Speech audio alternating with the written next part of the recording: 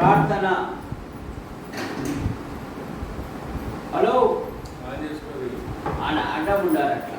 అప్పుడు తల్లి పెట్టాను ఎవరు అంటావు, నువ్వు పక్కన నువ్వే దానికి అడ్డం ఉండవు. ప్రియులారా, రాత్రి యోసేపు గారు మరి ఆయన సతీమణి రూతమ్మ గారు భూమి మీద తన యాత్రను ముగించుకొని ప్రభు యొద్దకు చేర్చబడ్డారు. 5 నెలలు కావస్తుంది కనుక ఈ చిన్న కూడిక ఏర్పాటు చేశారు కనుక ఈ కూడిక నిమిత్తమై ఆయా స్థలాల నుండి ఉన్నవారు లోపలికి రావాల్సిందిగా మనవి చేయొచ్చు. ఈ కూడికను ప్రార్థనచే ప్రారంభం చేసుకుందాం. ప్రేమించిన మా తండ్రి, మీ నామాన్ని బట్టి మీకు స్తోత్రములు చెల్లిస్తున్నాం. సాత్రి యోసేపు గారు, ఆయన సతీమణి మరి సాత్రి రూతమ్మ గారు భూమి మీద తన యాత్రను ముగించుకొని మీ వద్దకు చేర్చబడింది. నీతిమంతులను జ్ఞాపకం చేసుకున్నట ఆశీర్వాదం కనుక జరుగుతున్న ఈ కూడికను దీవించండి. పాటల ద్వారా, వాక్యం ద్వారా మహిమ పొందమని యేసు ప్రభు నామములో ప్రార్థిస్తూ ప్రారంభం చేస్తున్నాం తండ్రి, ఆమేన్. ఒక పాట మీరందరూ కలిసి ఒక పాట తీయండి. ఇప్పుడు సాత్రి కోడలు గారు ఒక పాట పాడతారు.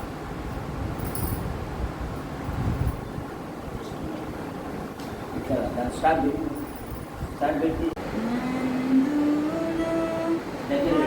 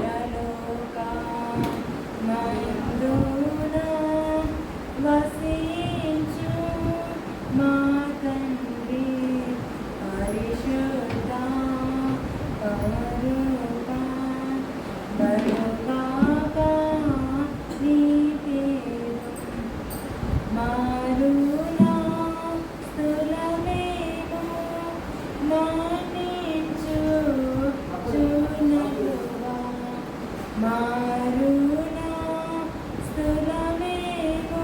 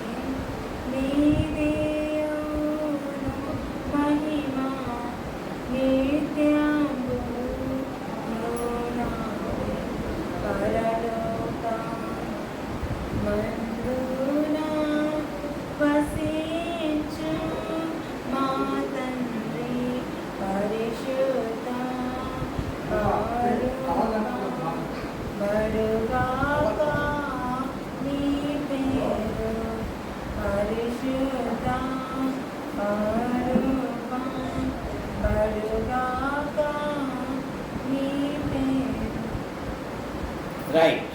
చిన్నమంద గీతావళి నుండి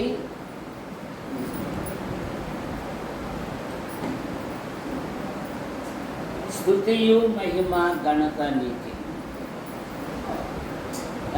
ఏం కాదులే, మైకొద్దులే, పాడు మేడం. స్తుతియు మహిమ ఘనత నీకే యుగాయుగముల వరకు ఎంతో నమ్మదగిన దేవా, ఎంతో నమ్మదగిన దేవా, మా దేవుడవై మాకిచ్చితివి ఎంతో గొప్ప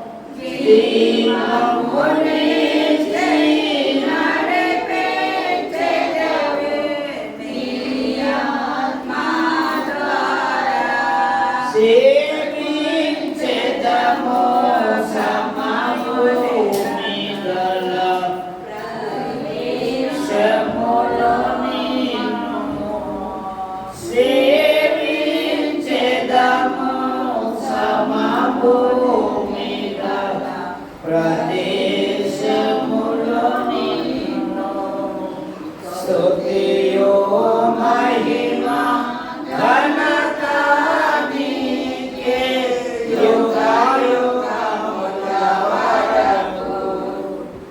ఎంతో నమ్మదగిన దేవా, ఎంతో నమ్మదగిన దేవా. ఎహెజ్కేలు గ్రంథం 37వ అధ్యాయము. ఎహెజ్కేలు గ్రంథం 37వ అధ్యాయము 13, 14 వచనాలు. నా ప్రజలారా, నేను సమాధులను తెరచి సమాధులలోనున్న మిమ్మును బయటికి రప్పించగా నేను యెహోవానై ఉన్నానని మీరు తెలుసుకొందురు. మీరు బ్రతుకున్నట్లు నా ఆత్మను మీలో ఉంచి మీ దేశములో మిమ్మల్ని నివసింపజేసేదను. యెహోవాగునగు నేనే మాట ఇచ్చి దాన్ని నెరవేర్తునని మీరు తెలుసుకొందురు. ఇదే యెహోవా వాక్కు. ఈ దినం ఒక ప్రత్యేకమైన దినం. సాత్రి యోసేపు గారు, ఆయన సతీమణి సాత్రి రూతమ్మ గారు ఆయనతో పాటు సహజీవనం చేసి దేవుడు ఒక కుమారుడు ఒక కుమార్తెను వారిని ఒక ఇంటి వారిగా చేసి సాత్రి యోసేపు గారితో ఆమె సహజీవనం చేసి ప్రభు యొద్దకు చేర్చబడింది సాత్రి రూతమ్మ గారు. బైబిల్ ఏం చెప్తుందంటే, భూమి మీద మానవుని జీవితము యాత్ర వంటిది. మన ఊరిలో ప్రతి సోమవారము సంత జరుగుతుంది. ఆ సంతలో మన బంధుమిత్రులు స్నేహితులు అందరూ కనబడతారు.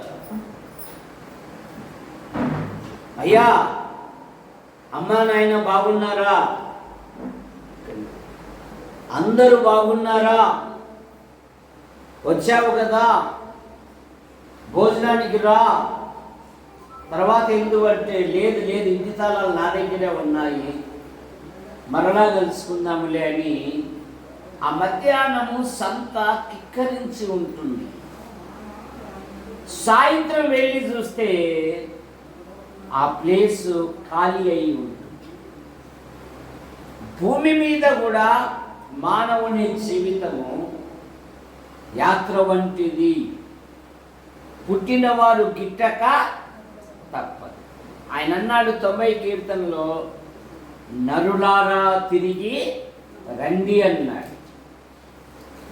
ఆయన సాత్రి రూతమ్మ గారిని తన యొద్దకు చేర్చుకున్నాడు.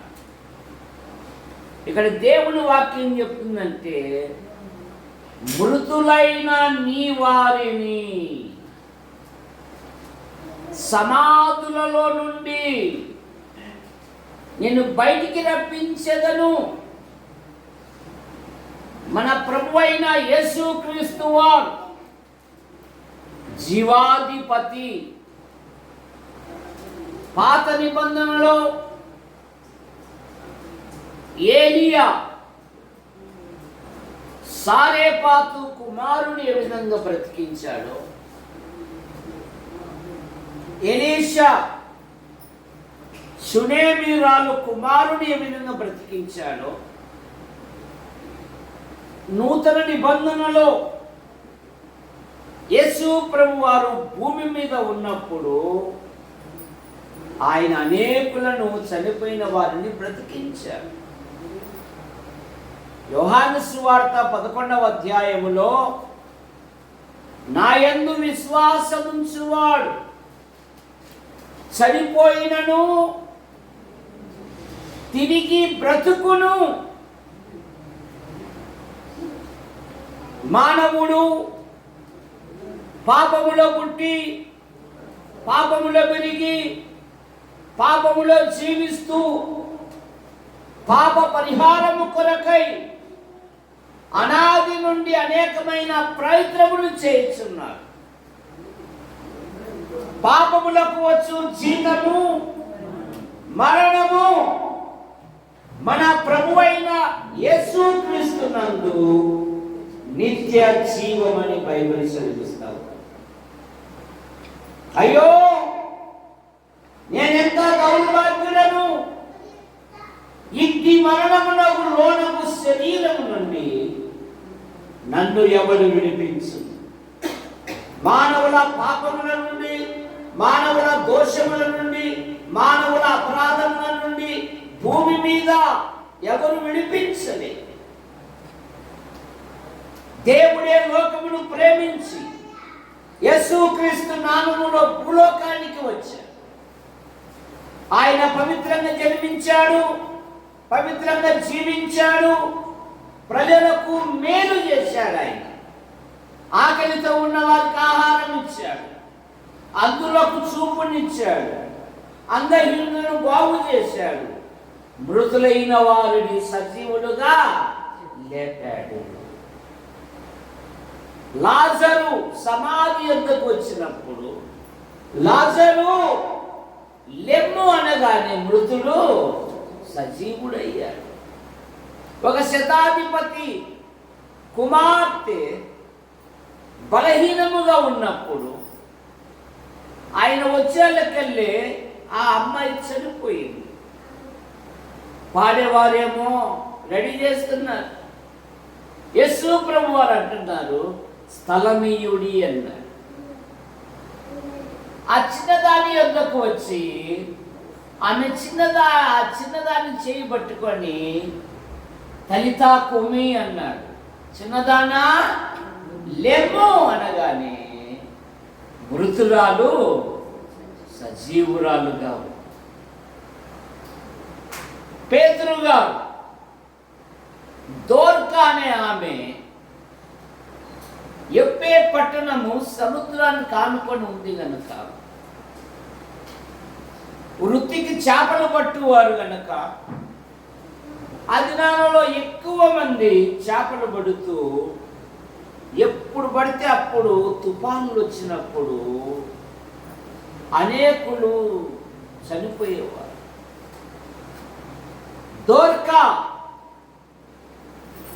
ఆ వితంతుల యొక్క మనసును చూసి, అనాథ పిల్లల యొక్క మనసును చూసి తనకున్న సూది దారముతో ఆమె పరిశుద్ధులకు సేవ చేసింది. ఆమె చనిపోయినది. పేతురు వచ్చి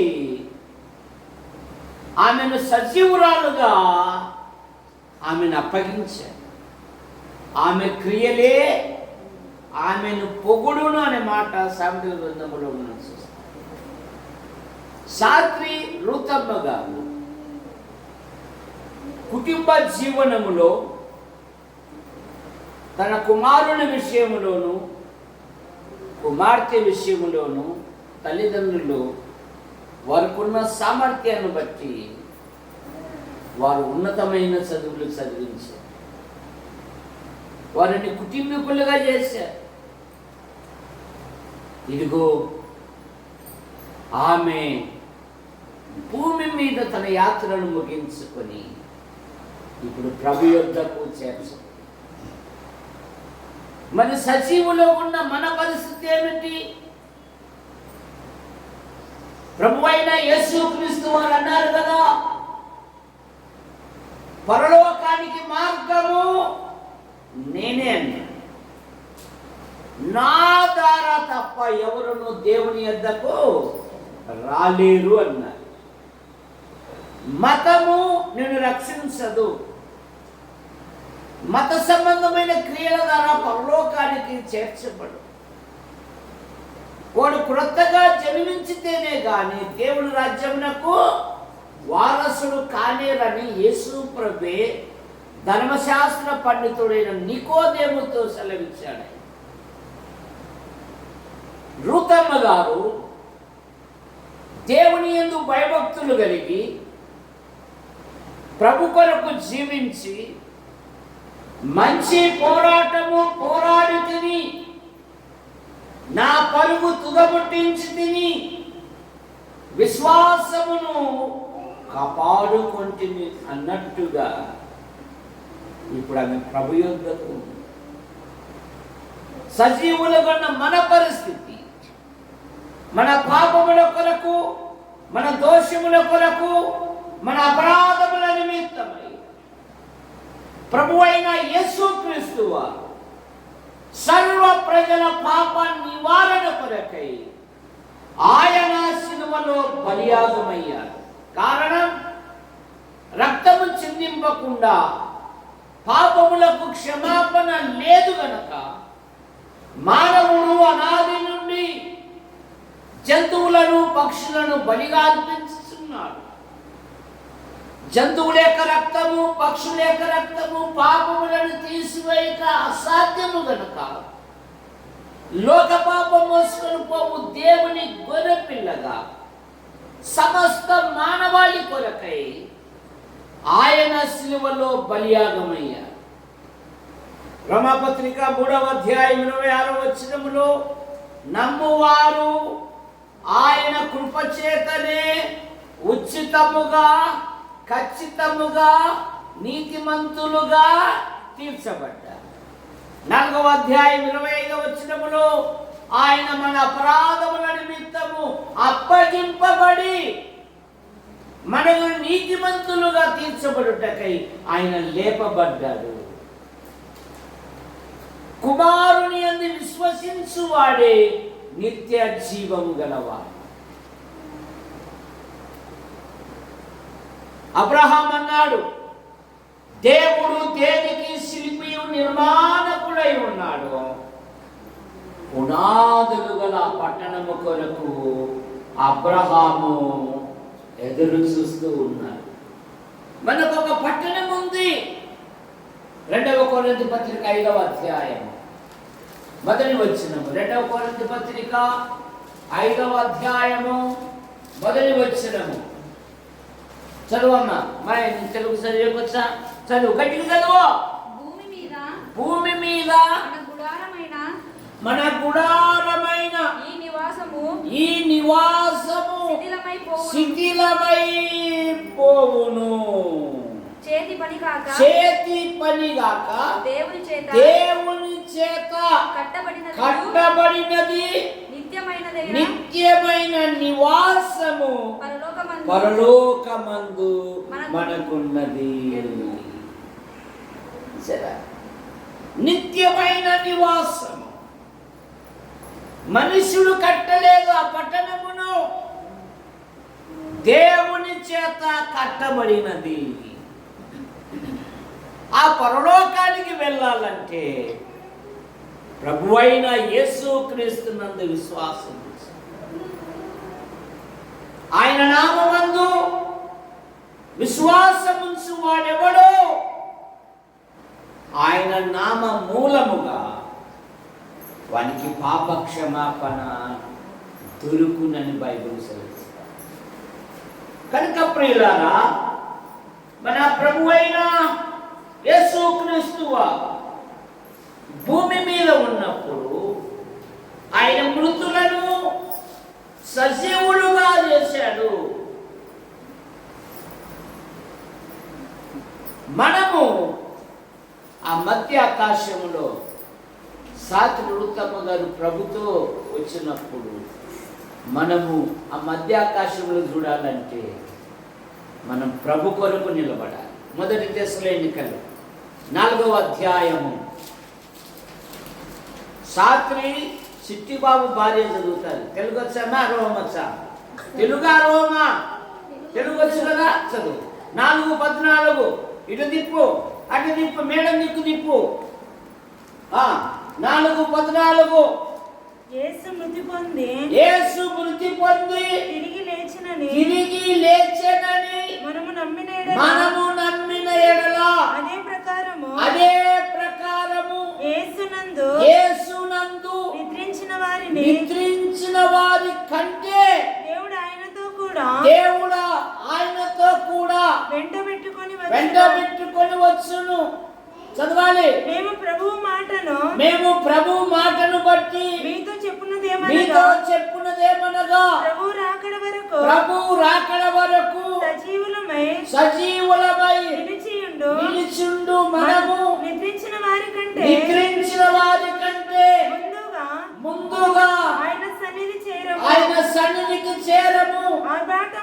ఆర్భాటముతోను ప్రధాన దూత శబ్దముతోను దేవుని బూరతోను పరలోకము నుండి ప్రభు దిగి వచ్చును.